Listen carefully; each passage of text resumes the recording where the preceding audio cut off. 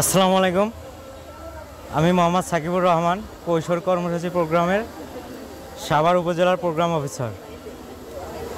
আপনারা জানেন যে আমরা সাভার উপজেলায় প্রতিনিয়ত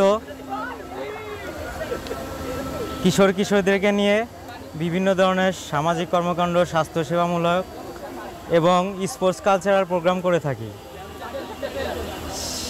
সেই হিসাবে আমরা আজ গাজীর চট এসেছি।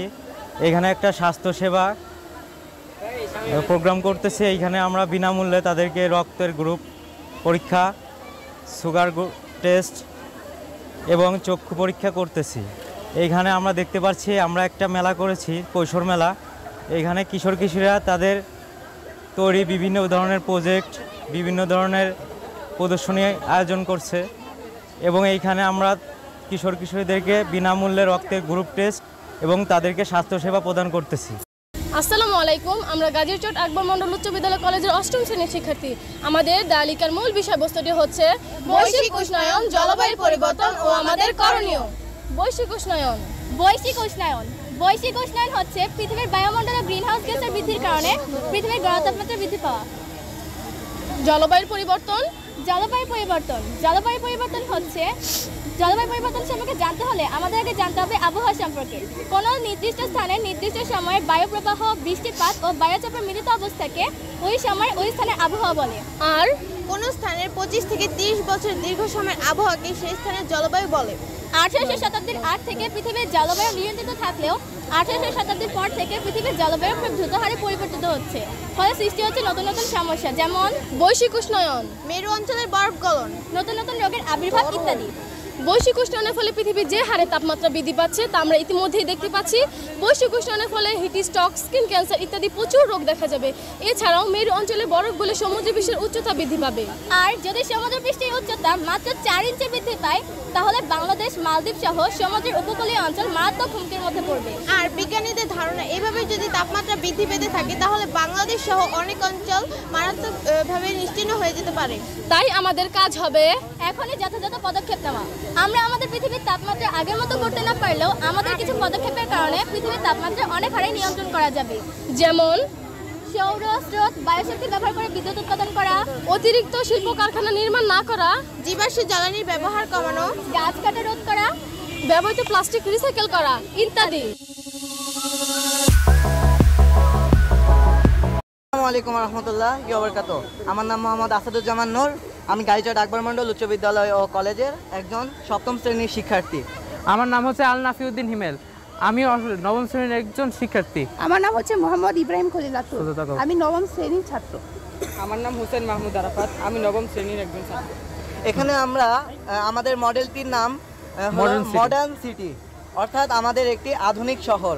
আমাদের জীবনের জন্য একটি আধুনিক শহর অনেক প্রয়োজন, যেখানে আমরা ব্যবহার করেছি সোলার প্যানেল এবং স্কুল এবং হাই সিকিউরিটি সম্পূর্ণ একটি সিকিউর সিস্টেম ডিটেক্টর। এরপর আমার সহপাঠী বলবে।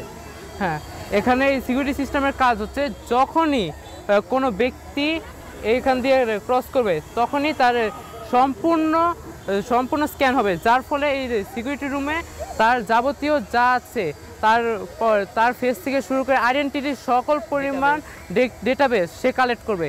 এরপর এটি সে রিভার্স সার্চ করবে গভর্নমেন্ট কিছু সাইটে, যা থেকে বোঝা যাবে যে এর মানুষটি কি আদৌ আমাদের এই সোসাইটির জন্য নিরাপদ। এবং এই যে যখন কোনো গাড়ি এই রোড ব্যবহার করবে তখন তার ভিতরে একই সিস্টেম কাজ করবে।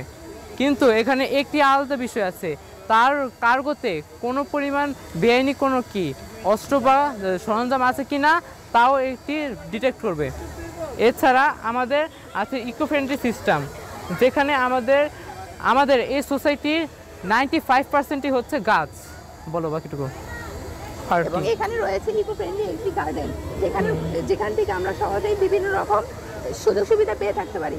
একটি সুন্দর পরিবেশ পেতে আমাদের যা যা দরকার তার মোটামুটি সব কিছু এখানে আছে। একটি খেলার জন্য এখানে মাঠ আছে এবং বিভিন্ন রকম গাড়ি পার্কিংয়ের জন্য পার্কিং স্পট আছে। এখানে আছে একটি গার্ডেন, যার দ্বারা আমরা একদম তাজা বাতাস পেয়ে থাকবো। এই শহরের মধ্যে আমাদের অক্সিজেনের প্রচুর প্রয়োজন, যার ফলে এখানে আছে একটি পার্ক, খেলার জন্য মাঠ যাতে মানে সকল স্কুলের সকল বাচ্চারা এখানে ভালোভাবে খেলতে পারে এবং সুস্থ থাকতে পারে। আসসালামু আলাইকুম, আমরা এখন মাইটোসিস কোষ বিভাজনের ধাপসমূহ জেনে নেব। Interface, prophase, metaphase, anaphase, telophase, cytokinesis. এখন আমরা ইন্টারফেজ সম্পর্কে কিছু ধারণা দিব। ইন্টারফেস মাতৃকোষের প্রতিটি ক্রোমোসোমের একটি অবিকল প্রতিলিপি তৈরি করে বিভাজন প্রক্রিয়া করে প্রস্তুত হয়। প্রোফেজ ক্রোমোজোমের কোণটি পাকিয়ে মোটা ও খাটো হয়ে থাকে। ক্রোমোজোম তার অনুলিপি সহ সেন্ট্রিওমের ক্রোমাটিড হিসাবে যুক্ত হয়ে থাকে। মেটাফেজ ক্রোমোজোমের সেন্ট্রোমিয়ারের সঙ্গে স্পিন্ডলের তন্তু সংযুক্ত হয়ে ক্রোমোজোমগুলো স্পিন্ডল হয়ে বিষুবীয় অঞ্চলে বিন্যস্ত হয়। ক্রোমোজোম বাহুটি মেরুমুখী হয়ে অবস্থান করে। অ্যানাফেজ ক্রোমোজোমের সেন্ট্রোমিয়ার বিভক্ত হওয়ার ফলে ক্রোমোজোম দুইটি আলাদা হয়ে পড়ে।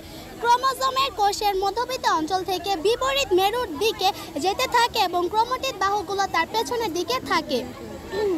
অ্যানাফেজ, টেলোফেজ ক্রোমোজোমের গুলো বিপরীত মেরুতে পৌঁছে সরু ও লম্বা আকার ধারণ করে। দুই মেরুতে দুই উৎপত্ত নিউক্লিয়াস অবস্থান করে। সাইটোকাইনেসিস কোষের মধ্যবর্তী অংশে উভয় পাশ থেকে দুটি খাস সৃষ্টি হয়। এই খাস ক্রমান্বয়ে গভীর হয়ে মিলিত হয়ে থাকে। এ দুটির সমন্বয়ে গভীর হয়ে মিলিত হয়ে দুটি পরিপূর্ণ অপত্য কোষে বিভক্ত হয়ে থাকে। এই বলে আমরা আমাদের মাইটোসিস কোষ বিভাজনের ধাপসমূহ এখানে সমাপ্তি করলাম। ধন্যবাদ সবাইকে।